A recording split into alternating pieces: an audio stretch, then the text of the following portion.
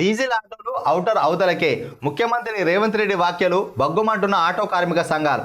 ఇప్పటికే ఉచిత బస్సుతో ఆత్మహత్యలు, ఇప్పుడు మరో పిడుగు వేశారంటూ ఆగ్రహం.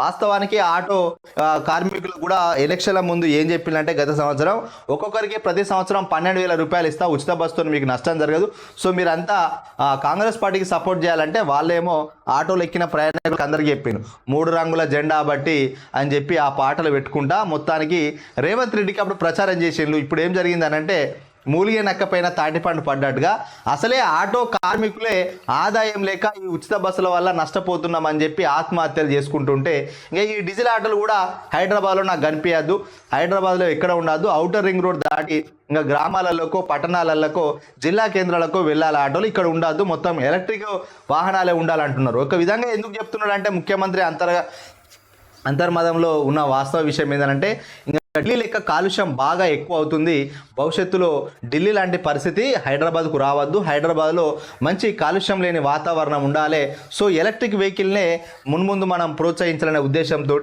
మొత్తానికి ఆటోలు ఉండాలి, కానీ అవి ఈవీతో నడిచే ఆటోలు ఉండాలని చెప్పినట్టుగా తెలుస్తుంది.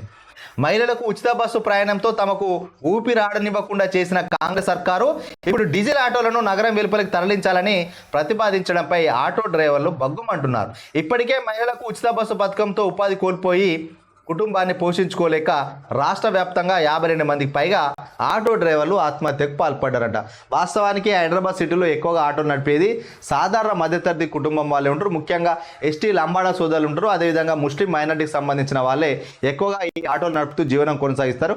ఒక్కసారిగా వాళ్ళు పొట్ట చేత పట్టుకొని హైదరాబాద్ నుంచి మళ్ళీ సొంత ఊళ్ళకు వచ్చే పరిస్థితి ఉంది.